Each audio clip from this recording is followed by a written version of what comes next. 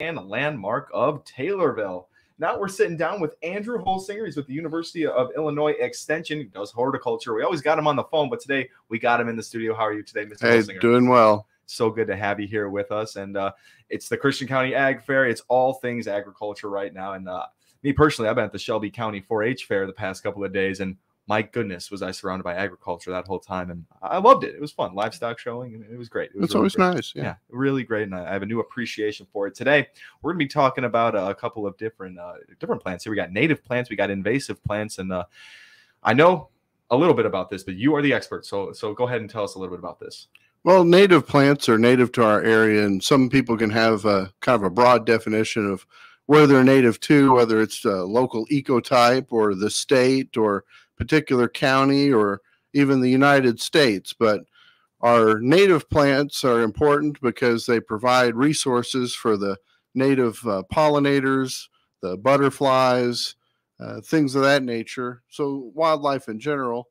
And so we want to preserve our native plants. And a nice thing that we see are a lot of the native plants are in bloom. So if you want to go for a nice wildflower walk or go check out some native plants, now's a nice time to do that for these summer blooming perennial wildflowers. Sure. So it's just nice to, but what we also find that's either starting to bloom or blooming are some of our invasive plants. And so these invasive plants, they bloom and they have a prolific amount of seed production. And so that's kind of how they get spread so much, is by their seeds. Some of the plant material gets consumed by birds. They pick up those seeds, they transfer it to other areas, and then they spread those invasive plants. So now's a good time to start thinking about maybe some treatment strategies, control methods. Think about preventing maybe some of that seed production from coming to the end of its life cycle and being spread. So one of the common invasive plants that we find is teasel. And so teasel, it has a seed head at the top of the plant, and you usually find it in undisturbed soils. So you might find it on the side of the roadway, and quite often we do. Actually, it was used in the past for some flower arrangements, and you might find it by a cemetery because the undisturbed soil there.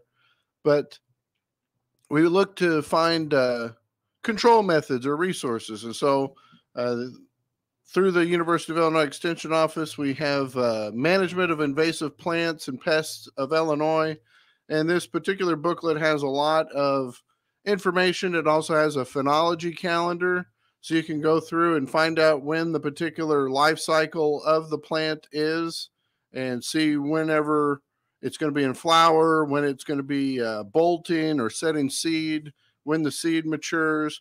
So there's quite a few invasive plants in here. It gives you the mechanical, the chemical controls, what to look for, some photographs for identification. So if you're interested in this, you can stop by your local extension office. I believe there's also a copy online. So it's just good to know what invasive plants are out there. I just went for a short walk this morning and found like 5 in like less than a block. So you just got to be on the lookout for controlling these, because they will take over an area and quite quickly. Totally. And for your own property, for your garden, for your farm, whatever, they can really take over. Now, correct me if I'm wrong. We learned a little bit about invasive plants in school. They sprout quicker than other plants that are native, correct? They can. They have a propensity to germinate faster, and also you'll just see them.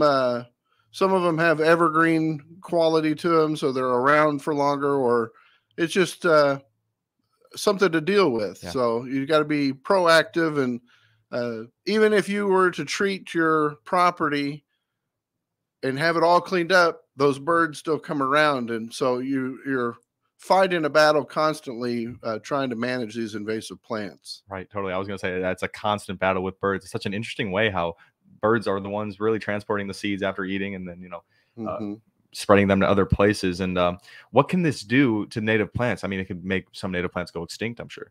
Yeah, it has had a impact on our native plants. So just the amount of spread that these invasive plants have, it takes up that it basically competes for the resources that the native plants would ordinarily have. So it blocks out the light, it uses the water, all the things that the plant needs to grow. It's competing with those invasive plants. So to help those native plants, we just have to look at some management strategies to lessen the effects that they have. All right. What are some of these strategies that you could go to if you're seeing some invasive plants sprouting up? Well, you could remove the seed heads of plants that are, like the teasel.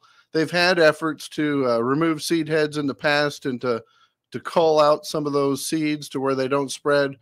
Try not to mow over those plants to where that would spread the seeds.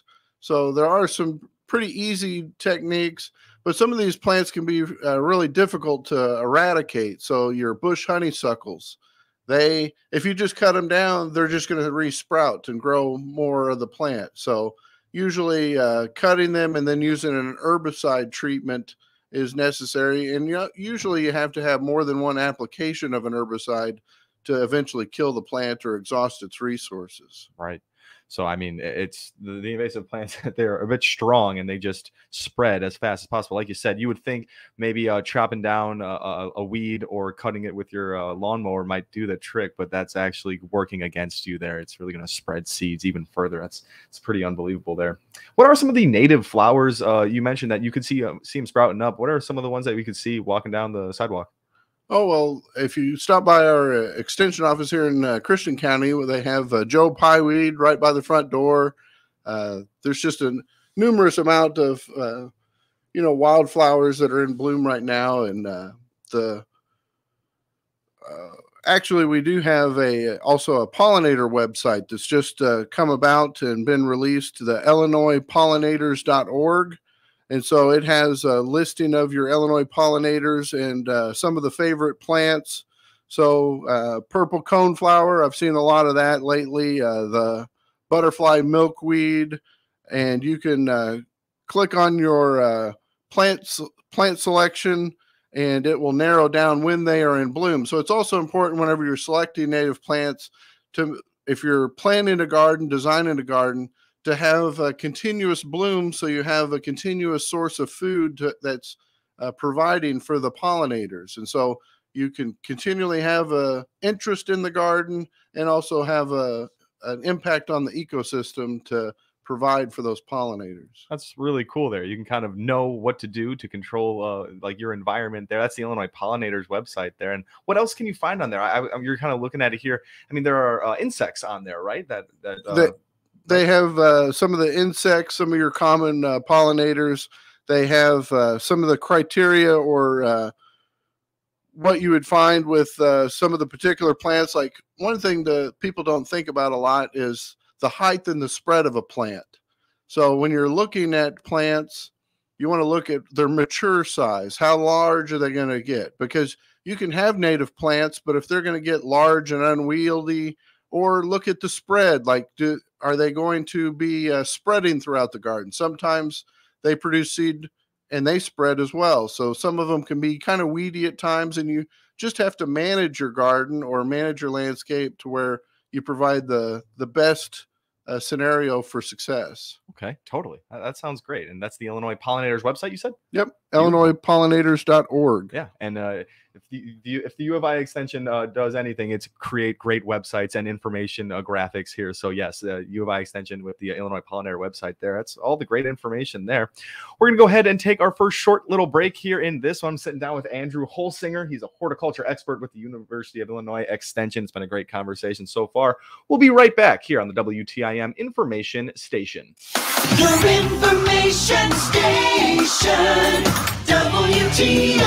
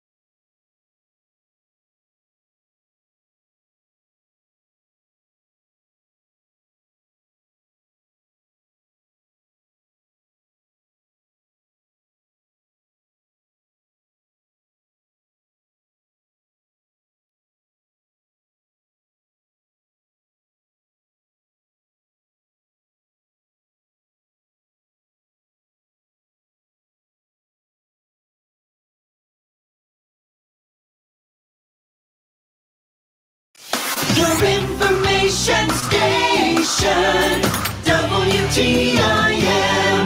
Welcome back into the WTIM information station. My name is Tim Zalabak, and we are going to continue the WTIM morning show. Thank you so much to our live stream sponsors, Landmark of Taylorville and People's Bank and Trust. I got Andrew Holsinger in the studio with me today. He's a horticulture expert with the University of Illinois Extension. We've been talking about invasive and native plants, those invasive plants to look out for and what to do when you find them. Now, let's talk about some of the diseases that are being found in plants around this time. Yeah, there's numerous diseases, usually fungal diseases, and we have started to get some rain and some well-needed rain at that. But with that leaf wetness, we can find some fungal diseases that might occur. And so you want to be proactive before you get some of those diseases. If you think about it, once you get the disease, it's kind of there with you. There's not a lot of treatment options other than fungicides can be used, but cultural controls, if you're watering your vegetable garden, you want to look at the way that you're watering it. So you don't want to water so much overhead, but at the base of the plant where the roots are going to uptake that water anyway. So keeping the leaf surface as dry as possible is going to benefit you to prevent spreading diseases. And that goes for when you're harvesting out of your garden. If you go to your garden and it's got a dew on it or it's wet, if it just rained, you want it to dry out before you go out in the garden and start working, because when you brush up against one plant and then you go to the next one, that residue, if there's any fungal kind of pathogens, you can spread those diseases throughout the garden. So we also find that with some of the bacterial diseases. Again, if you brush up against that plant and then you touch another one, you can be spreading that pathogen. So it's just good cultural controls. Also cleaning your tools. Like, people don't think about the sanitation of their tools that they're using. So if you use, a pair of pruning shears in the garden or just various tools, if you're mowing, keeping your mower deck, we talked about spreading weeds, not even invasive weeds, but your regular kind of weeds can be spread by even like the bottom of your shoes. So if you go on a hike, if you're going to a nature preserve or through the woods, you should really clean your shoes before the next time you go to another trail, because if there's a weed seed, and it could be an invasive weed seed, you may be spreading that just by the bottom of your shoes. So you got to be careful whenever you're traversing throughout our great county here and the counties that surround us. You're not spreading diseases or invasive plant seeds. So things to be careful there, and things you don't even think about, like cleaning off your tools. I mean, cleaning off my tools would be the last thing I want to do after using them, but it's really going to help stopping that cross-contamination of plants there. It's really interesting. It's really, really good to know. Thank you for that.